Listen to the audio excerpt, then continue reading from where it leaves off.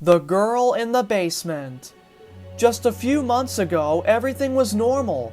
Every day was a usual boring day with my parents, but I was happy. My parents were going out a lot late at night, but I figured they just need some alone time.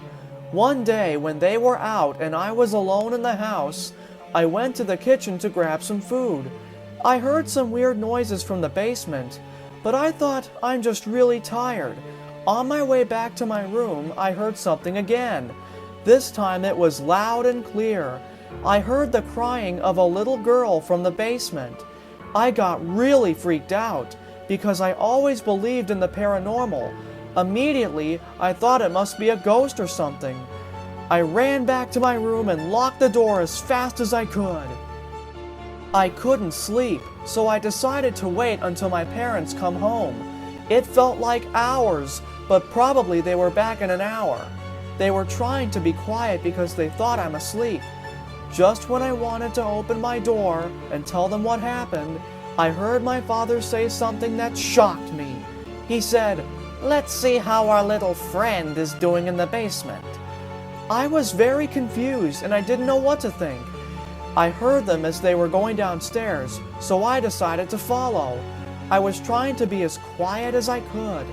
I slowly opened the basement door so I could hear them better before going down. I heard my parents laughing and the crying again, but this time it wasn't as loud as before. I was more and more quiet and the laughing got louder and louder. Finally, I gathered some courage and I decided to check what's going on. I went down a few steps on the stairs, just enough to see a bit more. I will never forget what I saw. There was a little girl just barely living on the ground.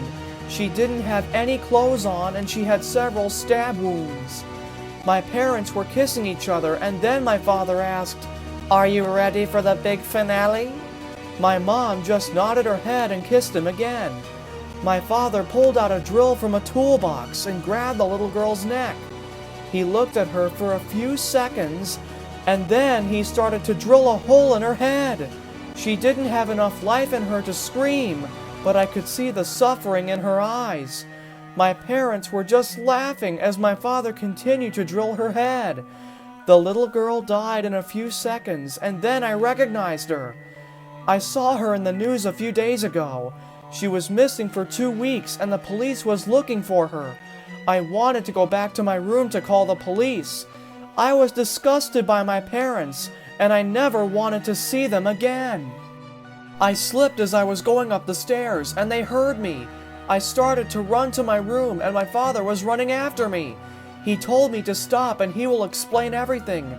I ran faster than ever in my life, and finally I got to my room. I closed the door, and then I pushed my bookshelf to barricade the door.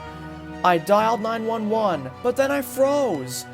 I hung up the phone, and I didn't know what to do. I hated my parents and I knew what they deserved, but they were still my parents. I was just sitting there for hours. It was really odd that my parents didn't even try to come into my room. One time, my father knocked on the door and told me to forgive them one day, but that's it. I only realized how long I was sitting there when I saw that the sun is rising. Finally, I dialed 911 again, and I explained everything. In 20 minutes, the police arrived, and I shouted, "I'm here! I'm the one who called you!"